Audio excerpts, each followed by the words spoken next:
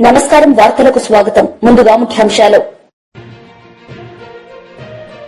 Reliance తో ఒప్పందం కుదుర్చుకోవడం సంతోషంగా ఉంది. సీఎం చంద్రబాబు నాయుడు.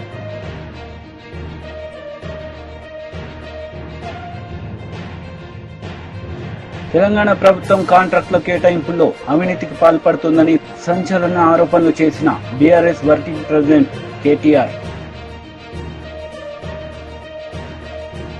బంగాళాఖాతంలో కొనసాగుతున్న అల్పపీడనం ఉత్తర తమిళనాడు, దక్షిణ ఏపీ వైపు పయనం. బంగాళాఖాతంలో కొనసాగుతున్న అల్పపీడనం ఉత్తర తమిళనాడు, దక్షిణ ఏపీ వైపు పయనమవుతున్నాయి. తమిళనాడులోని 12 జిల్లాలపై ప్రభావం చూపుతోంది. దక్షిణ కోస్తా, రాయలసీమలో భారీ వర్షాలు పడొచ్చని వాతావరణ శాఖ సూచించింది. ఉత్తర కోస్తా నుంచి పశ్చిమ బంగాళాఖాతం వరకు ద్రోణి, దక్షిణ కోస్తా, రాయలసీమలో 3 రోజుల పాటు వర్షాలు పడొచ్చని వాతావరణ శాఖ తెలిపింది. విద్యా, వైద్య రంగాల్లో విశేషమైన సేవలందిస్తున్న క్రైస్తవ మిషనరీలు ఇక నుంచి సమాజానికి నష్టం చేస్తున్న మాదక ద్రవ్యాలను రూపుమాపడంలోనూ తమ వంతు కృషి చేయాలని ముఖ్యమంత్రి రేవంత్ రెడ్డి విజ్ఞప్తి చేశారు. Calvary temple church pastor doctor P Satish Kumar వాక్య పరిచర్యలో 35 వసంతాలు పూర్తి చేసుకున్న సందర్భంగా ఎల్బీ స్టేడియంలో నిర్వహించిన కృతజ్ఞతా మహిమోత్సవంలో ముఖ్యమంత్రి పాల్గొని ప్రసంగించారు. జన్మదిన శుభాకాంక్షలు. ఇక్కడికి విచ్చేసిన సోదర సోదరీమణులందరూ పెద్ద ఎత్తున చప్పట్లతో డాక్టర్ సతీష్ గారికి జన్మదిన శుభాకాంక్షలు తెలియజేయాల్సిందిగా కోరుకుంటున్నా.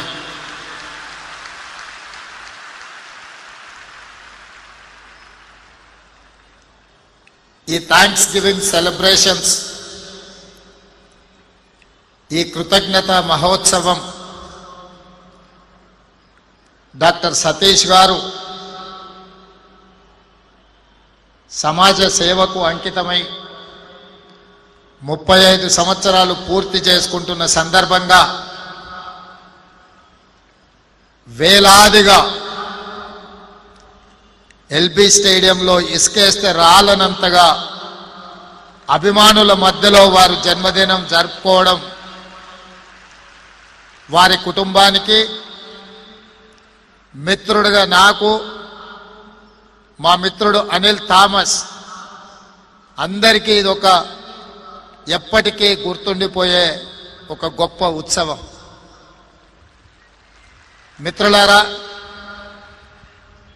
డిసెంబర్ 7, 2023 నాడు శ్రీమతి సోనియా గాంధీ, శ్రీ మల్లికార్జున్ ఖర్గే, శ్రీ రాహుల్ గాంధీ, శ్రీమతి ప్రియాంక గాంధీ గారు ఇదే ఎల్బీ స్టేడియంలో వారి ఆశీర్వాదంతో, మీ అందరి అండతో పేదల ప్రభుత్వం, ప్రజా పరిపాలన, ఇందిరమ్మ రాజ్యం బాధ్యత తీసుకున్న రోజు.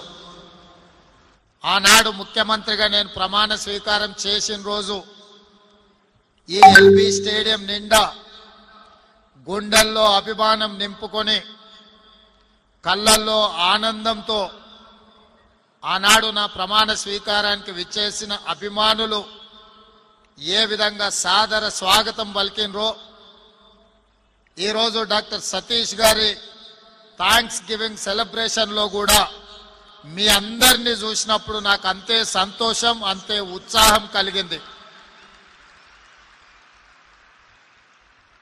మీరందరూ ఇక్కడికి మనస్ఫూర్తిగా, ఉత్సాహంతో డాక్టర్ సతీష్ గారి ప్రవచనాల ప్రభావంతో జీవితంలో గొప్ప వ్యక్తులుగా రాణించి సమాజంలో గుర్తింపు తెచ్చుకొని, సమాజంలో చెడును తగ్గించి మంచిని పెంచడానికి చేస్తున్న ప్రయత్నంలో భాగంగా వేలాదిగా ఇక్కడికి హాజరయ్యి దేశం మొత్తం ఒక గొప్ప సందేశాన్ని ఇచ్చినందుకు మీ అందరిని కూడా మనస్ఫూర్తిగా నేను అభినందిస్తున్నా. ఇంతకుముందు డాక్టర్ సతీష్ గారు చెప్పినట్టు ఒక పూట భోజనానికో, ఒక దుప్పటి ఇవ్వడానికో, ఏదైనా ఒక మెడిసిన్ లేకపోతే ఏదైనా చిన్న సహాయం చేస్తేనో తరతరాలుగా మన పూర్వీకులు పాటిస్తున్న విశ్వసిస్తున్న మతాన్ని కాదనుకొని ఇతర మతాలలోకి మారడానికి భారతీయ సంస్కృతి అంత బలహీనమైనది కాదు. మా సోదరులు అంత స్వార్థపరులు కూడా కాదు. విశ్వాసం నమ్మకం ఎక్కడుందో సేవ, అదేవిధంగా ముఖ్యంగా ఎడ్యుకేషన్ అండ్ హెల్త్ ఈ కార్యక్రమాలను క్రిస్టియన్ మిషనరీస్ ఈ దేశంలో ప్రతి పేదవాడికి అందుబాటులోకి తీసుకొచ్చారు. ఈరోజు ఈ దేశంలో ఈ రాష్ట్రంలో అక్షరాస్యత పెరిగింది. నాణ్యమైన విద్య అతి తక్కువ ఫీజులతో నామినల్ ఫీజుతోని ఈరోజు ఈ రాష్ట్రంలో విద్యను అందిస్తున్నది ఎవరు అని ఒకవేళ మనం ప్రశ్నించుకుంటే అవి క్రిస్టియన్ మిషనరీస్ అని చెప్పి నేను ముఖ్యమంత్రిగా అధికారికంగా ఈ వేదిక మీద నుంచి నేను చెప్పదలుచుకున్నా.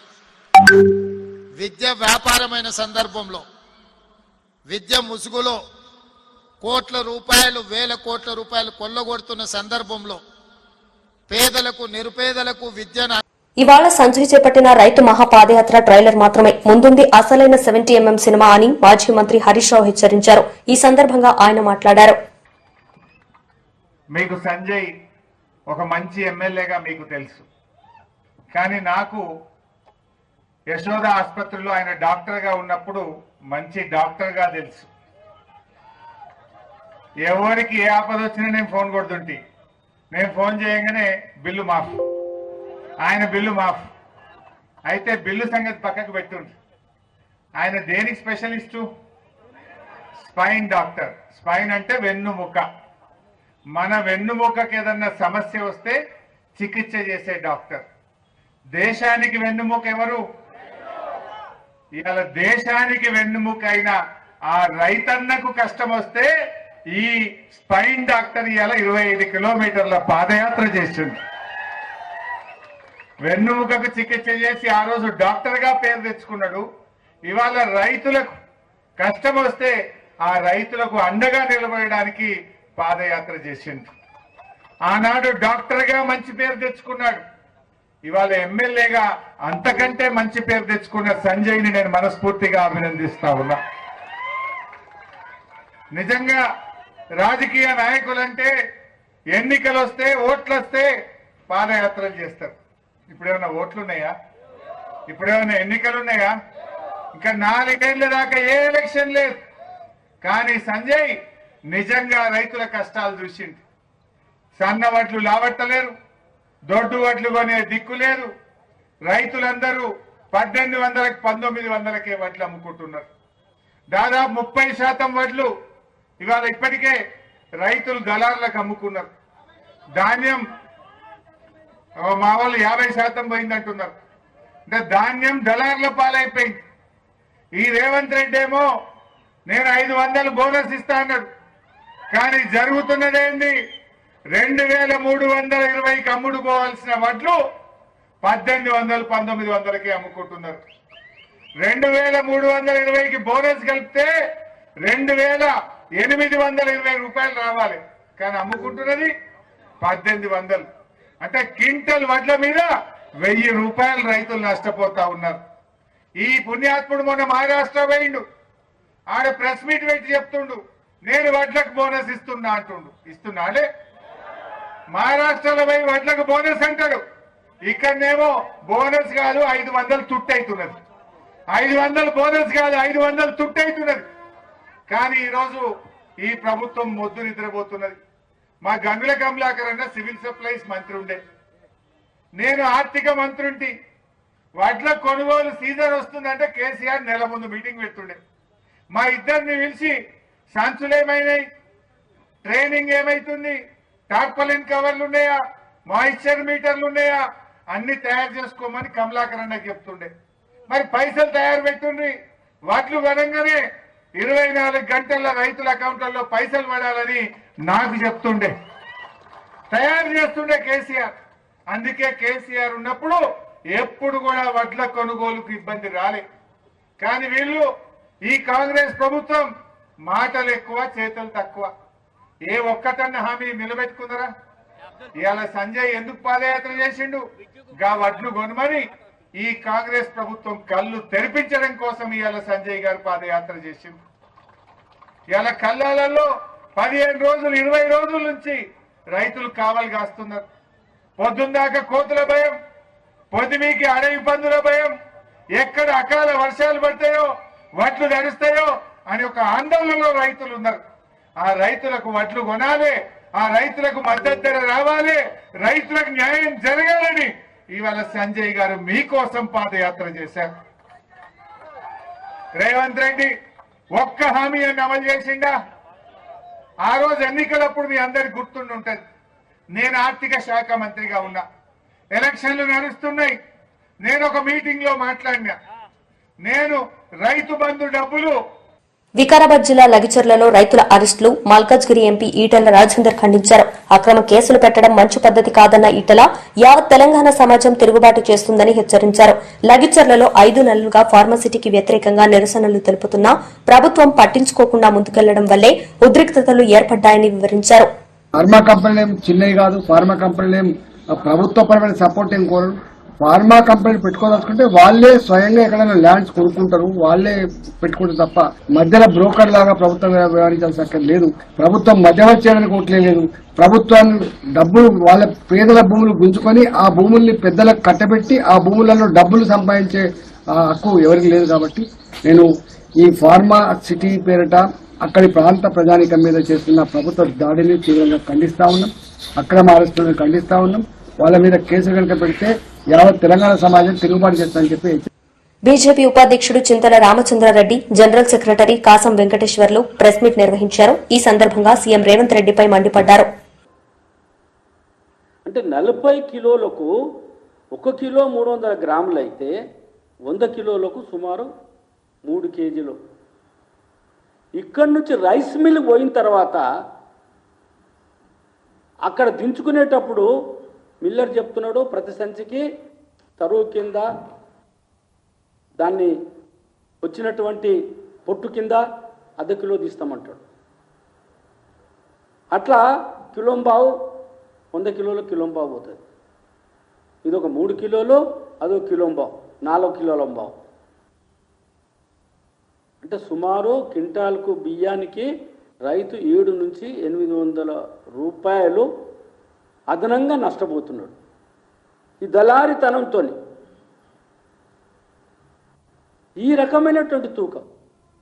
నారాయణపేటలో నేను వెళ్ళాం, మేము మక్తల్లో ఉన్నటువంటి జక్షర్ గ్రామంకి వెళ్ళాం. అక్కడ రైతు పొలం దగ్గర ఆరబెట్టిండు. ఆరబెట్టిన తర్వాత కల్లాల సెంటర్ దగ్గర తీసుకురమ్మన్నారు. రోడ్డు మీద ఆరబోసుకున్నారు. రోడ్డు మీద ఆరబోసుకున్నాక ఏదైతే సెంటర్ ఉంటుందో సెంటరే తీసుకురామంటే సెంటర్ అంతా కూడా ఏదైతే ఉందో అక్కడ ఒక బ్యానర్ పెట్టేసి ఈ సెంటర్ అని పెట్టారు. దాంట్లో మొత్తం గడ్డి, తుమ్మ చెట్లు, మన పాకురు పట్టినటువంటి చెట్లన్నీ కూడా ఆడ ఉన్నాయి. అందులో ఇట్లా ఒడ్లు పోయాలని చెప్పని రైతులు అడుగుతున్నారు. ఇంత దారుణంగా ఈ కాంగ్రెస్ ప్రభుత్వము రైతుల జీవితాలతో చెలగాటం ఆడుతున్నారు. రైతు పండించినటువంటి దగ్గర ఆరబేసిన తర్వాత 15 రోజులాగా ఒడ్లు ఆరాయా? మొత్తం ప్రతి గింజ కేంద్ర ప్రభుత్వమే డబ్బులు ఇచ్చేది. దీనికి ప్రభుత్వము అధికారులు రైస్ మిల్లర్స్ కుమ్ముక్కయి ఆలస్యం చేసినట్టయితే 15 రోజులు రైతు తన ఊరు నుంచి తన పొలం దగ్గర నుంచి ఒడ్లు తీసుకొచ్చి రోడ్డు మీద ఆరబోసుకొని ఆడ పండుకొని రాత్రిపూట కుప్పేసుకొని పొద్దున మళ్ళా మొత్తం కూడా కుప్పంతా వెడల్పు చేసి ఎండకు ఆరబెట్టి 15 రోజులు ఆ కుప్పల దగ్గర ఫ్యామిలీ మొత్తం, ఆ కుటుంబం మొత్తం నిద్రపోతే రిలయన్స్ తో ఒప్పందం కుదుర్చుకోవడం సంతోషంగా ఉందని సీఎం చంద్రబాబు నాయుడు అన్నారు. రాష్ట్రంలో 500 ఆధునిక బయోగ్యాస్ ప్లాంట్లను వచ్చే 3 ఏళ్లలో ఏర్పాటు చేస్తామన్నారు. ఒక్కో ప్లాంట్ ను 131 కోట్లతో నిర్మిస్తారని తెలిపారు. మొత్తం 65,000 రూపాయల కోట్ల పెట్టుబడులు రానున్నాయని అన్నారు. ప్రత్యక్షంగా పరోక్షంగా సుమారు 2.5 లక్షల మందికి ఉపాధి లభించనుందని సీఎం తెలిపారు. From machinery, IoT-based agriculture solutions, sustainable soil regeneration, and also some more spill over benefits అన్ని కూడా ఒక అవగాహనకు వచ్చాం.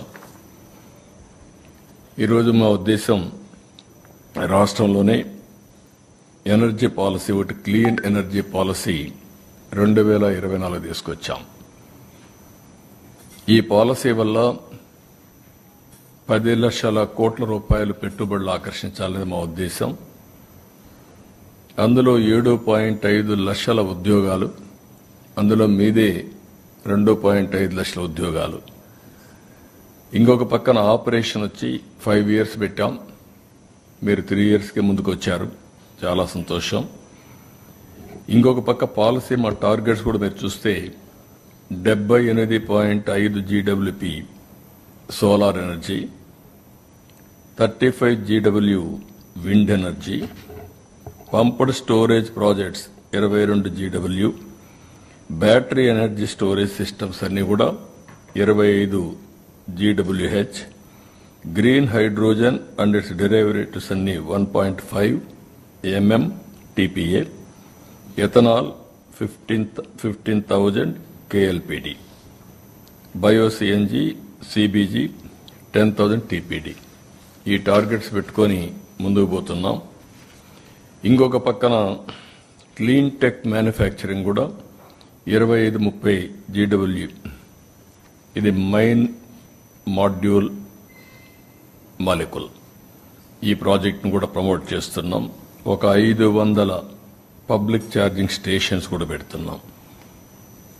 ఇది అయిన తర్వాత university for clean energy, green energy and circular economy కింద ఒక యూనివర్సిటీ ఎస్టాబ్లిష్ చేయాలని, అల్టిమేట్గా మీరు కూడా దీంట్లో భాగస్వాములై అందరం కలిసి నెక్స్ట్ లెవెల్కి తీసుకుపోవాలంటే కంట్రీని ఏ విధంగా తీసుకుపోవడం కోసం మీరు కూడా సహకరించాల్సిందిగా నేను కోరుతున్నా. ఇది ఒక విధంగా చెప్పాలంటే ఇన్సెంటివ్స్ అన్ని మేము ఇచ్చాం, మీరు అవన్నీ చూశారు. One of the best policy we have announced. ఈ పాలసీ వల్ల రేపు రాబోయే రోజుల్లో వేరే స్టేట్స్ కూడా పికప్ కావాలని, ఇండియాకు ఒక స్ట్రెంగ్త్ ఉంది. సోలార్ మనకు పెద్ద ఎత్తున అవకాశాలున్నాయి. సోలార్ ఓన్లీ డే టైం వస్తుంది. దీనికి మ్యాచింగ్గా విండ్కి కూడా వెళ్తున్నాం. విండ్ కూడా మ్యాచ్ అయితే అది ఈవినింగ్ టైం వస్తుంది. బ్యాలెన్స్ మ్యాచింగ్కి పెద్ద ఎత్తున పంప్డ్ ఎనర్జీకి కూడా వెళ్తున్నాం. అదే మాదిరిగా బ్యాటరీకి కూడా వెళ్ళి ఇవన్నీ కూడా ఇచ్చేసి వీలైనంత వరకు క్లీన్ ఎనర్జీకి ముందుకు పోవాలనేది మా ఉద్దేశం. అందులో మీరు CBG వస్తున్నారు. దీనివల్ల కూడా వేస్ట్ ల్యాండ్ అంతా కూడా ఉపయోగపడే పరిస్థితి వస్తుంది. రెండోది, వేస్ట్ ల్యాండ్ ఉపయోగించుకోవడమే కాకుండా ఎంప్లాయ్మెంట్ పెద్ద ఎత్తున మీరు క్రియేట్ చేసే పరిస్థితి వస్తుంది. It is a win-win situation. ఒక పక్క మాకే కాకుండా ఇంకొక పక్క ఫార్మర్కి, అదే మాదిరిగా ఫార్మర్కి ఆదాయం పెంచుతూనే ఇంకొక పక్కన ఫార్మర్ కూడా పనిచేసుకోవడానికి అవకాశం వస్తుంది. This is the good project. అదే సమయంలో మేము ఇంత మునుపు ఈజ్ ఆఫ్ డూయింగ్ బిజినెస్లో 14-19 5 సంవత్సరాల్లో నెంబర్ 1 ఉన్నాం. ఇప్పుడు దాన్ని కూడా పేరు మార్చి స్పీడ్ ఆఫ్ డూయింగ్ బిజినెస్ పెట్టాం. ఈరోజు మనం అనుకున్న ప్రకారం మీరు ఈరోజు సైన్ చేశారు. Zero date started. Social media కార్యకర్తలకు వైఎస్ఆర్సీపీ అండగా ఉంటుందని మాజీ మంత్రి అంబటి రాంబాబు అన్నారు. గుంటూరు జైల్లో ఉన్న సోషల్ మీడియా యాక్టివిస్టులు మేకా వెంకట్రామిరెడ్డి, కళ్లం హరికృష్ణారెడ్డితో పాటు పానుగంటి చైతన్యను వైఎస్ఆర్సీపీ నేతలు అంబటి రాంబాబు, పేర్ని నాని, ఎమ్మెల్సీ లేళ్ల అప్పిరెడ్డి, గుంటూరు మేయర్ కావటి మనోహర్ నాయుడు మంగళవారం పరామర్శించారు. అనంతరం అంబటి మీడియాతో మాట్లాడుతూ మహిళని చూడకుండా పోలీసులు టార్చర్ చేస్తున్నారన్నారు. సుధారాణి దంపతులను పోలీసులు తీవ్రంగా ఇబ్బందులకు గురి చేస్తున్నారన్నారు. అది కూడా హెబియస్ కార్పస్ పిటిషన్ ని మేము హైకోర్టులో వేసిన తర్వాత గత్యంతరం లేని పరిస్థితుల్లో రాత్రి 12 గంటలకి 1 గంటకి ప్రొడ్యూస్ చేశారు. విన్నారా? పబ్లిక్ కోర్టులో కాదు, రాత్రి 12-1 గంటలకి ప్రొడ్యూస్ చేశారు. అప్పుడు మ్యాజిస్ట్రేట్ గారు రికార్డ్ చేసుకున్నారు. చిత్రం జరుగుతూ ఉన్నది వాళ్ళ రాష్ట్రంలో. ఈ ఒక కేసే కాదు, ఇవాళ చాలా మందిని మేము రామకృష్ణారెడ్డిని, వెంకటరామరెడ్డిని, అశోక్ రెడ్డిని, మాకు సంబంధించిన వాళ్ళందరినీ కూడా మేము వారితో మాట్లాడాము. మేమందరం బృందంగా వెళ్ళి ఇక్కడ ఇంకో కేసు కూడా చెప్తున్నా. నిన్ననే పేపర్లు నిన్ననే Varra Ravindra Reddy is also social media activist. ఆయన ఎప్పుడు ప్రొడ్యూస్ చేశారు తెలుసా? రాత్రి 12ంటికి 11ంటికి. ఎందుకు ప్రొడ్యూస్ చేస్తున్నారు వీళ్ళు రాత్రిపూట? ఒకటే, ఇల్లీగల్ కస్టడీ చేశారు కాబట్టి, వారిని కొట్టారు కాబట్టి. ఈ కొట్టిన విషయాన్ని పబ్లిక్ కోర్టులో అంటే పగలు జరిగేటటువంటి కోర్టులోకి వెళ్ళి ఆ కోర్టులో ఉంటే వాడికి ధైర్యం వస్తుంది ముద్దాయికి. అప్పుడు దాకా పోలీస్ కస్టడీలో ఉంటాడు కదా, భయంతో ఉంటాడు. చుట్టూరా పోలీసులు ఎవరు ఉండరు. పబ్లిక్లోకి వచ్చిన తర్వాత అమ్మా ధైర్యం వచ్చిందిరా, నేను ఇక వాస్తవం చెప్పొచ్చు అని వాస్తవం చెబుతారనే భయంతో రాత్రిపూట 12 గంటలు ఇంటికి వెళ్ళి మ్యాజిస్ట్రేట్ గారు ఇంటికి వెళ్ళి అక్కడ ప్రొడ్యూస్ చేస్తే ఎవరు ఉంటారు కదా, పోలీసులు ఉంటారు, మ్యాజిస్ట్రేట్ గారు ఉంటారు. ఎవరు పబ్లిక్ ఉంటారు కదా, పబ్లిక్ కోర్టు కాదు కాబట్టి. అందువల్ల అక్కడ తీసుకెళ్ళి పెడుతున్నారు. ఈ విషయాన్ని తెలుసుకుని మేమేం చేస్తున్నామంటే, ఎప్పుడైతే మ్యాజిస్ట్రేట్ గారు ఇంటికాడ ప్రొడ్యూస్ చేస్తున్నారో మా అడ్వకేట్లు అందరూ వెళ్ళి మ్యాజిస్ట్రేట్ గారి దగ్గర కూర్చుంటున్నారు. రాత్రి జరిగింది అదే. వర్రా రవీంద్రారెడ్డి అనే వ్యక్తిని నాకు చాలా చిత్రం అనిపించింది. వర్రా రవీంద్రారెడ్డి అనే వ్యక్తిని ప్రొడ్యూస్ చేసినప్పుడు నేను కూడా న్యాయవాద వృత్తిలో కొన్నాళ్ళు పనిచేశా. నేను ఎక్కడా చూడలా. చూడండి, దీనిలో ముసుగు వేసుకున్నటువంటి ముగ్గురు వ్యక్తులు ఉన్నారు. ఈ ముగ్గురులో వర్రా రవీంద్రారెడ్డి ఒక ఆయన, సుబ్బారెడ్డి ఒక ఆయన, ఇంకొక అతని పేరేదో ఉంది. ఏంది నాకు అర్థం కాల. పౌర సమాజంలో పౌర హక్కులు ఏమైపోతున్నాయి? నేను ప్రశ్నిస్తున్న పోలీసు వ్యవస్థని. ఆ డీజీపీ గారు, ఐజీ ఆయన పేరేంటి, కోయా ప్రవీణ్ గారు, ఆయన ఏమండి ఇలా ధర్మమేనా ఇది? వాళ్ళు ఎవరు? వాళ్ళు ముద్దాయిలు, ఎక్యూజ్డ్ అంటే ఏంటి? నేరారోపణ చెయ్యబడిన వాడు మాత్రమే. నేరం రుజువైనటువంటి కన్విక్ట్ కాదు. నేరారోపణ చేయబడిన వాడు కోర్టులోకి వెళ్ళి సాక్ష్యాధారాలన్నీ నిరూపణ అయిన తర్వాత కన్విక్ట్ చేస్తారు. అప్పుడు కన్విక్షన్. ఈ వర్రా రవీంద్రారెడ్డితో పాటు ఇద్దరిని రాత్రి ప్రొడ్యూస్ చేస్తే సేమ్ టు సేమ్ మన చిలకూరుపేట కేసు లాగానే వర్రా రవీంద్రారెడ్డి మ్యాజిస్ట్రేట్ గారికి రిపోర్ట్ చేశాడు. మొత్తం టోటల్గా నన్ను ఇల్లీగల్గా కస్టడీలోకి తీసుకున్నారు. నన్ను 5వ తారీఖున ఒకసారి కస్టడీలోకి తీసుకొని అక్కడ 41 నోటీస్ ఇచ్చి పంపించేశారు. నేను వెళ్ళిపోయాను. మళ్ళా 6వ తారీఖునో 7వ తారీఖునో ఏం చెప్పాడు, ఇంకా దాంట్లో స్టేట్మెంట్ రాలేదు. మళ్ళీ అర్ధరాత్రి లేపుకొచ్చారు.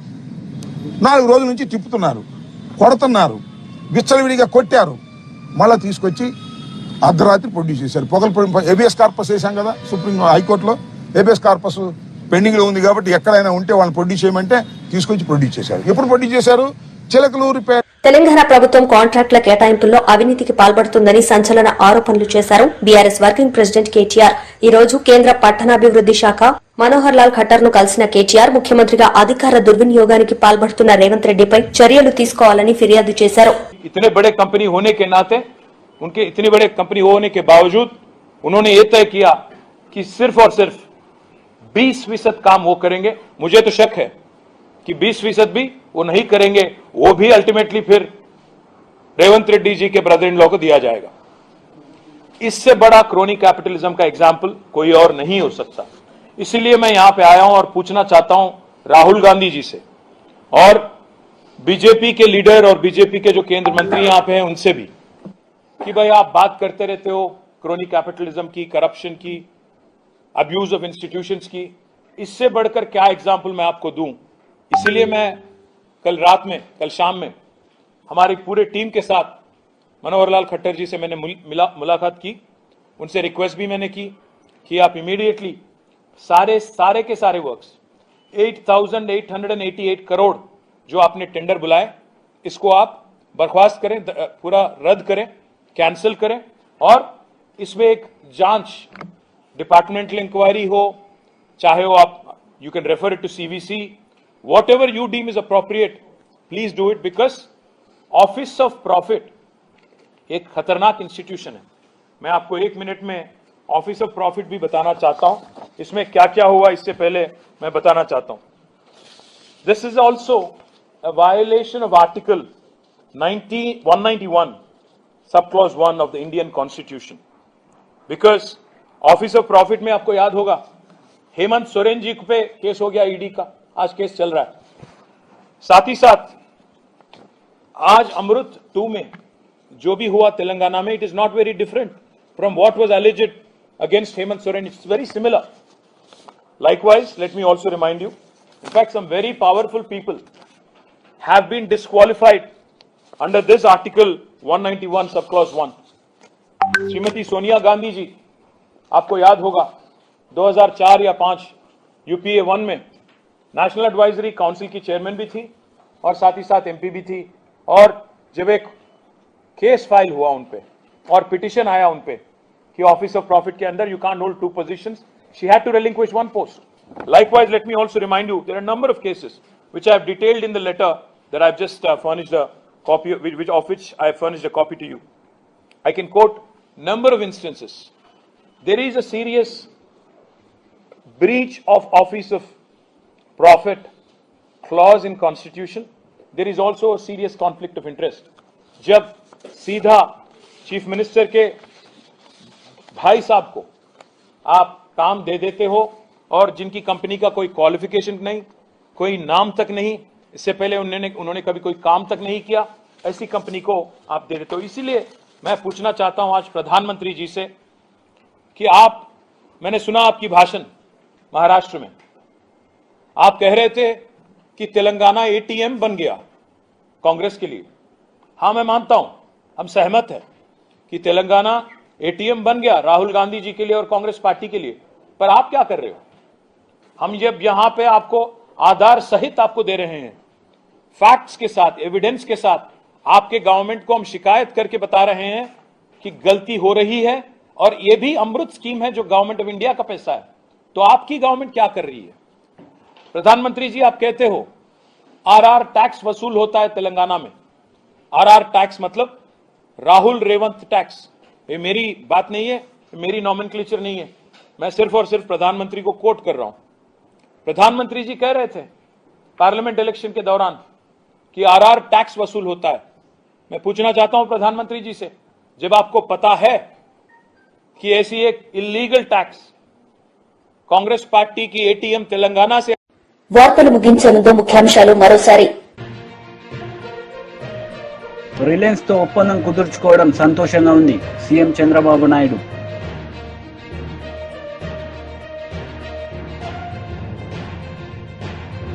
తెలంగాణ ప్రభుత్వం కాంట్రాక్టుల కేటాయింపుల్లో అవినీతికి పాల్పడుతుందని సంచలన ఆరోపణలు చేసిన బీఆర్ఎస్ వర్కింగ్ ప్రెసిడెంట్ కేటీఆర్। బంగాళాఖాతంలో కొనసాగుతున్న అల్పపీడనం ఉత్తర తమిళనాడు, దక్షిణ ఏపీ వైపు పయనం। ఈ వార్తలు ఇంతటితో సమాప్తం. తిరిగి ప్రసారమయ్యే వార్తల్లో మళ్ళీ కలుద్దాం. అంతవరకు సెలవు, నమస్తే.